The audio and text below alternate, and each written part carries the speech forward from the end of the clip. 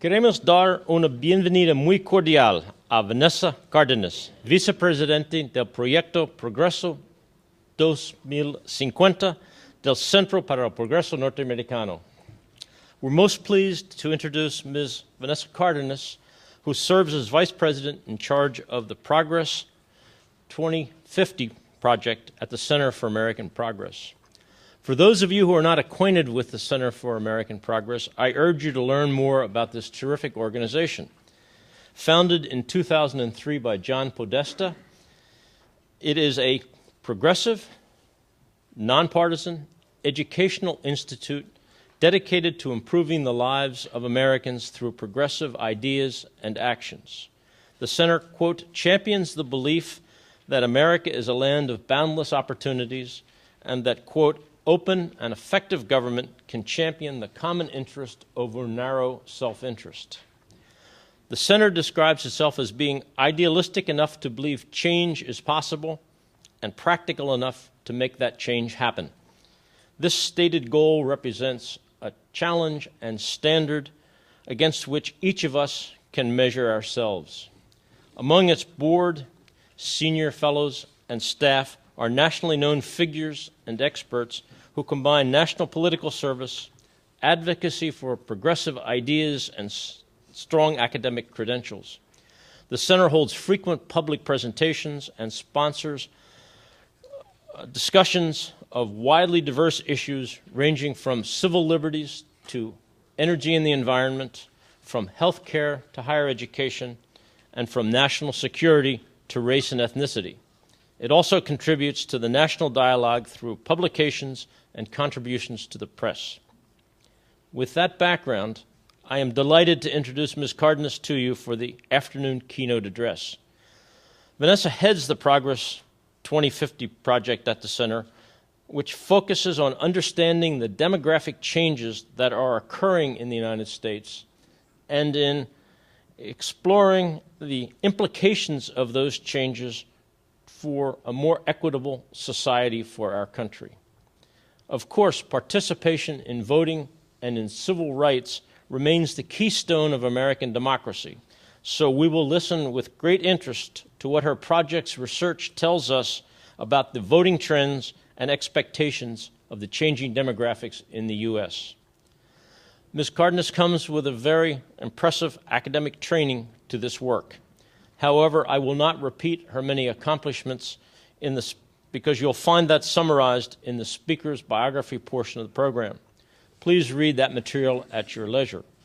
So please, at this time, join me in welcoming Vanessa to Summit 2015 and to listening to her interesting remarks.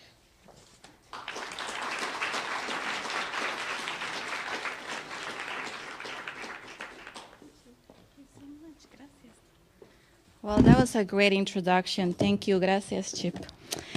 Well, it's a real pleasure for me to be here. I want to start telling you two little stories. The first story is that I actually used to live in Arlington, Virginia, and when I applied to college, I applied to American University, George Washington, George Mason, not really understanding the college application process, and my mom was too worried for me to come to any schools in D.C. Now, just think about that. That was not too long ago.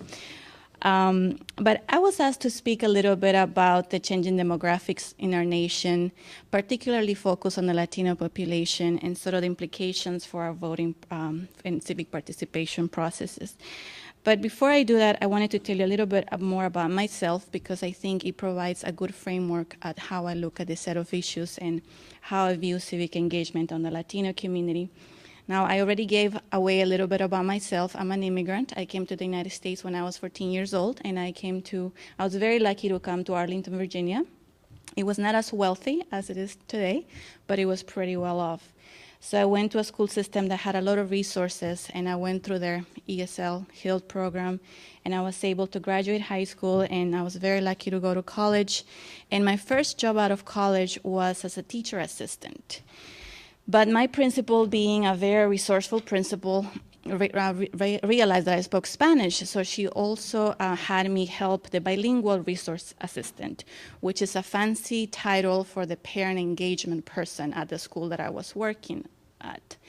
And with her, we developed a program on parent engagement. And the reason we developed this program was because we wanted to get more parents involved in their kids' education at the request of teachers and also the PTA. But in developing this parent leadership program, we recognized that we needed to have a broader conversation than just how to schedule a parent-teacher conference. We also needed a conversation about the role of the schools, the role of the administrators, and the role of the school board.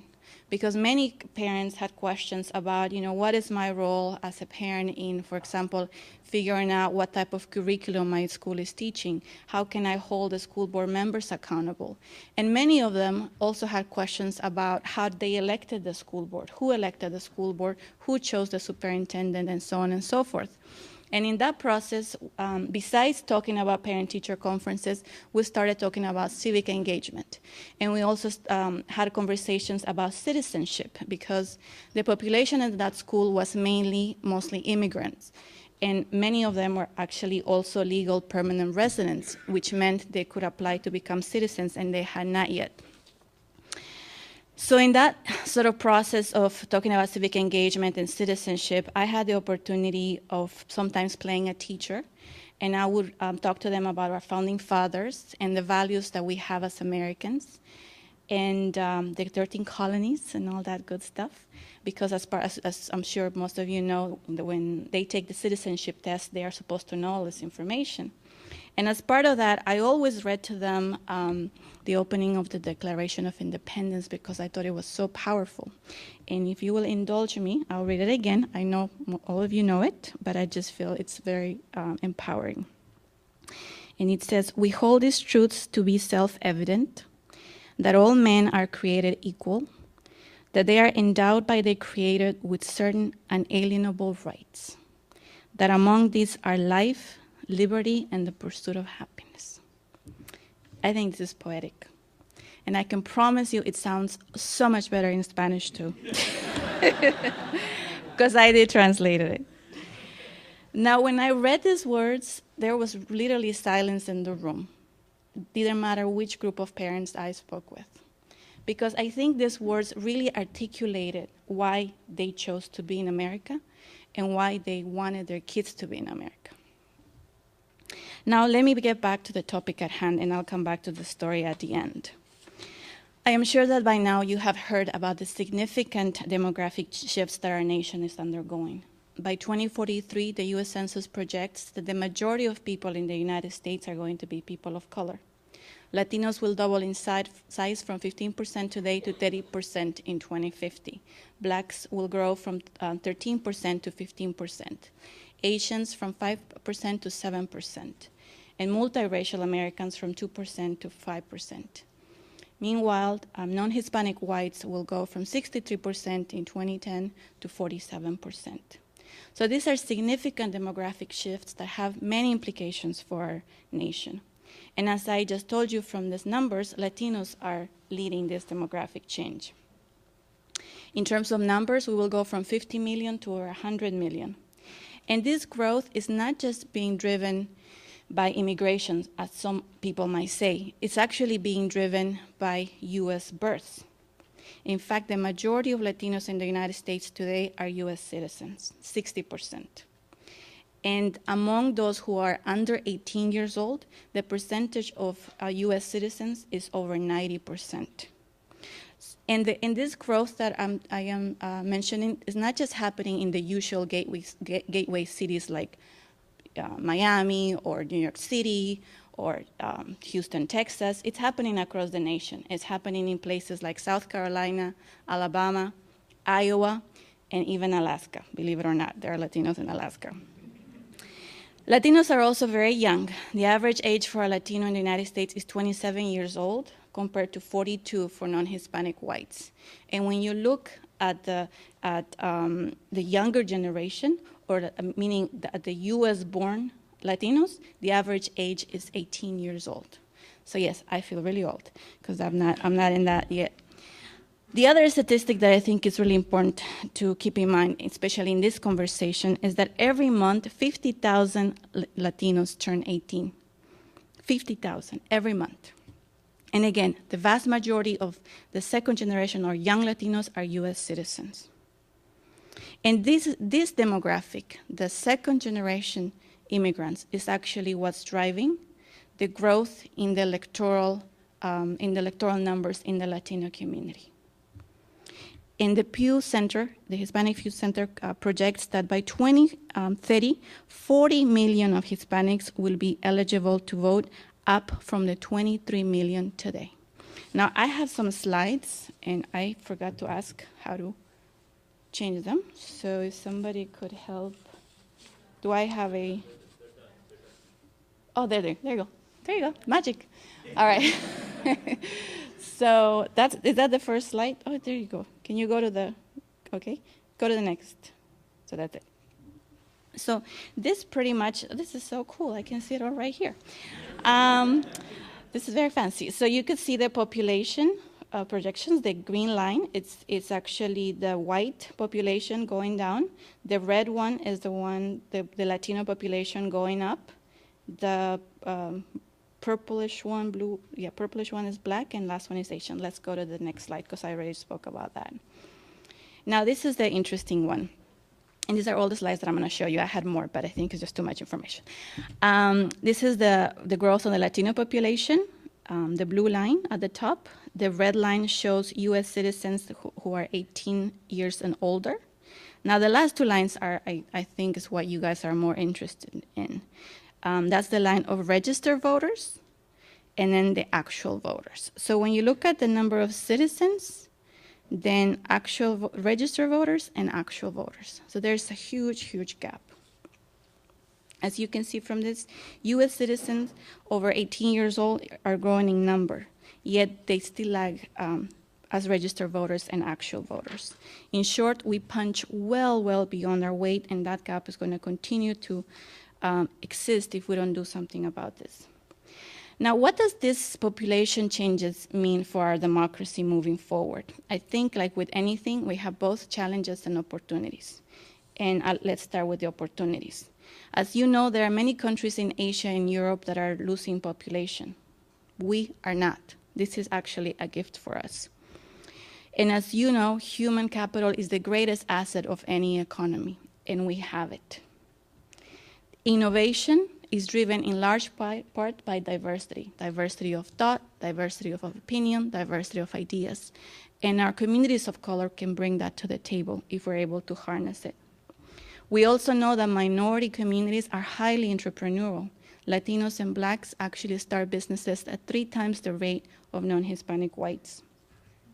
We are on our way to what some people have said to become a world nation, only if we're able to harness this potential. We are also more connected than ever thanks to technology, and Latinos in that front are leading the way. They are among the most avid users of technology, whether you look at social media, texting, video messaging, cell phone use, and so on. So there is a huge opportunity there. The next fact that I want to highlight, I think, is both an opportunity and challenge. On the one hand, in 2012, we as Latino voters, we hit a high water mark of over 11 million voters, which is a really great achievement for our community. And I'm sure you all heard about the Latino vote and the giant waking up, all these analogies that people were using. And that was a great story for our community. However, not many talked about the 12 million eligible Latino voters who did not vote. So there are as many voters out there today. There are as many voters out there who did not vote as they voted in 2012. So the potential there is huge. So that brings me to the challenges. We don't, as you can see from this slide, we don't vote as much as we should.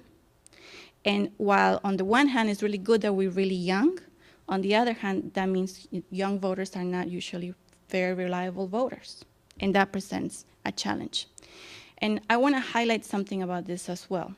The fact that what's growing the Latino electorate is actually the young people, under 18, is both a challenge and opportunity.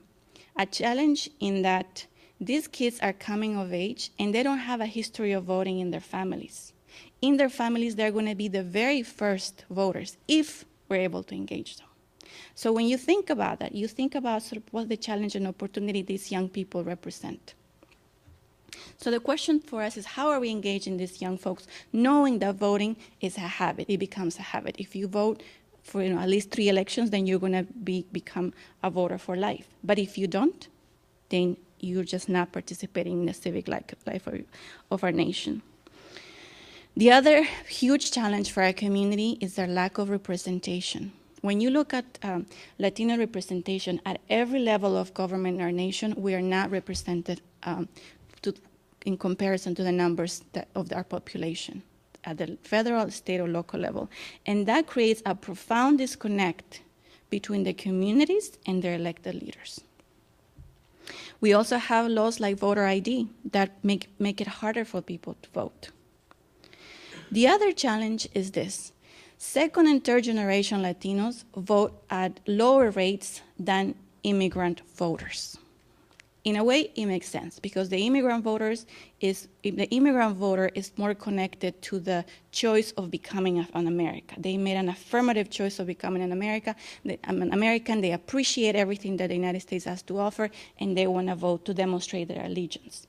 But we see that by the second and third generation, that involvement has dropped down. There are also differences among gender. Latinas vote at higher numbers than Latinos. 51% of Latina eligible voters voted versus 39% in the last election. 39% of men in the last election. And finally, as you know, there's also a correlation between education and wealth and voting participation. Anybody here from Project Vote? No? They just, oh, yeah, there you go. You guys just did this analysis for 2012 that showed that over 77% of Americans with a BA reporting voting in the 2012 election. Yet only 38% of those with less than a high school diploma reported doing so. So the more educated you are, the more you vote. US citizens who earn less than $25,000, only 49% of them reported voting, compared to 73% of those who made $100,000. Again, the wealthier you are, the more you vote.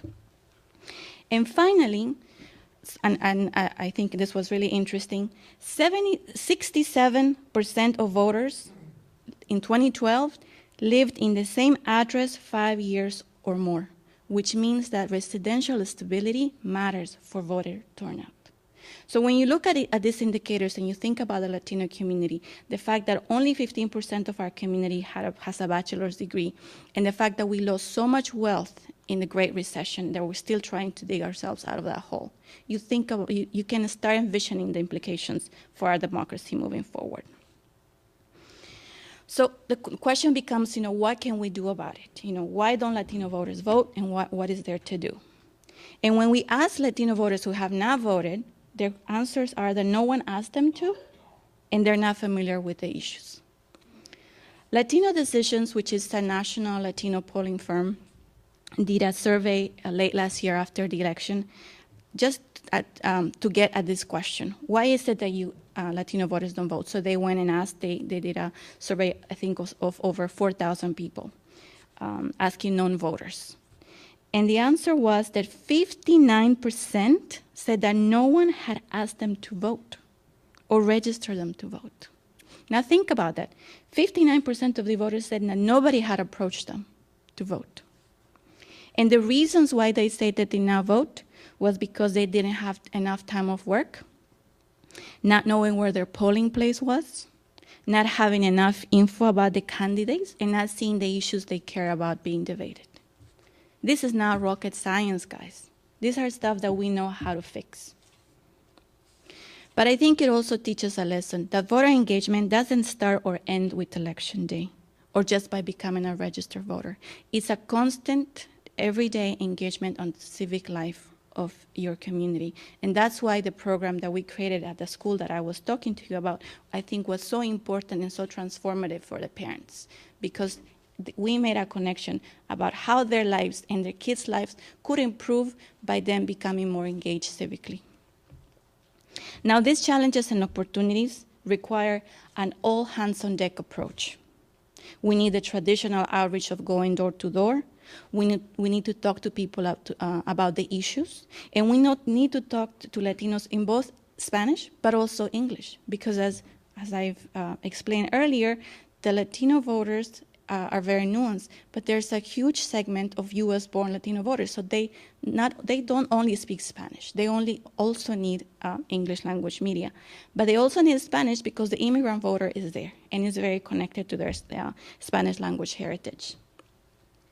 There's also a lot of partnering that needs to happen with groups that are doing great work on the ground, like Voto Latino and Mi Familia Vota. Creating those partnerships will only strengthen the movement for voter engagement. And we need to build movements that connect people to the issues. And I think a great example of this is the immigration movement. How communities have come together, whether they're legal permanent residents, whether they are US citizens, or whether they're undocumented, in support of an issue. And that has mobilized the community. And every person in the United States can do something to become civically engaged. If they cannot vote, they can ask their families to vote for them or their communities to vote for them. So we need to find spaces for people to occupy in this civic engagement conversation. And we need to recognize that everybody in our community should be able to participate and that way promote civic engagement of voters. And before I finish, because I would love to take some questions, I think we'll have some mics, so think about your questions now.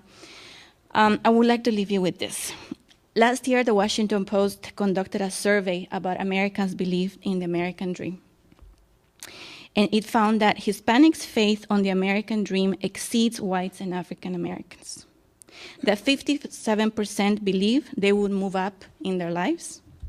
64% believed a college education is part of the American dream. And more than 6 in 10 believe that their children will be better off than they were.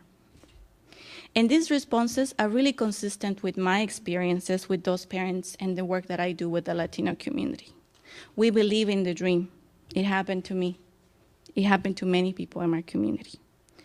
And we believe in those unalienable rights of life, liberty, and the pursuit of happiness. And we believe in what our democracy stands for. That's why so many people choose to be here.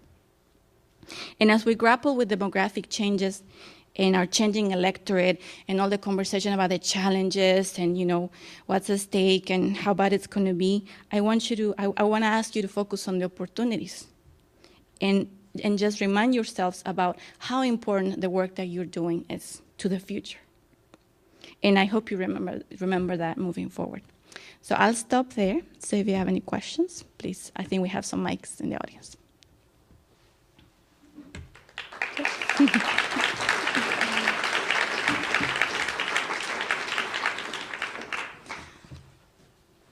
Come on, I'm sure you guys have lots of questions. Questions? Anybody? Raise your hand. There are mics. There's one, brave soul.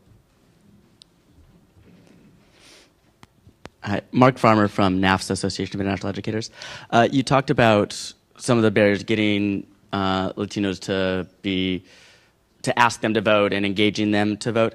Are there kind of similar structural issues with voting that uniquely affect the Latino community that they're aware of, kind of voter ID stuff, things like that are also affecting other communities, but that would be specific to the Latino community? I think voter IDs are definitely a barrier, for sure. I think it's also, I would say there are just many barriers. I think that having, for example, the Tuesday of November, it is a barrier. A lot of people are working 2-3 jobs to sustain themselves, especially after the Great Recession and people losing their jobs and their wealth. They are in a survival mode. So, we should try to make it as easier as possible for people to vote. And this wouldn't just help the Latino community, it would help all communities. But I think we really need to start thinking big about how to reimagine our civic engagement processes, given our changing demographics, and make it more responsive to the needs of our changing electorate. And we need to be looking at the whole system, not just one point. I think voter ID laws don't help because I think it just scares the community and it just makes it harder for people to get the documents that they need.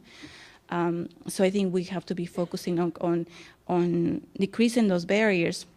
But I think also it's really important to keep in mind that the civic health of our nation is not a Republican issue or a Democrat issue. It's everybody's issue, and I think that's why we have to lead with as civic engagement advocates. You know, we have to talk to both parties about why this matters for our democracy moving forward.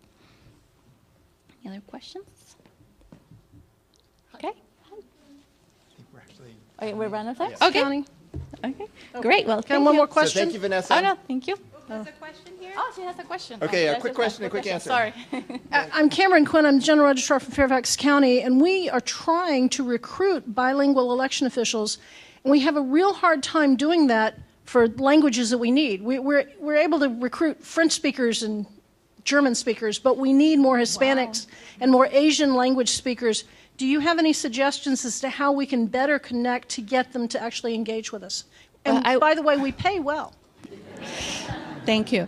That's great. I think the first thing I would say is connecting with your local organizations that are working with these communities. I think they provide a great way. One, they know the talent, they know the leadership that's happening at the local level. So I would say that's the first one.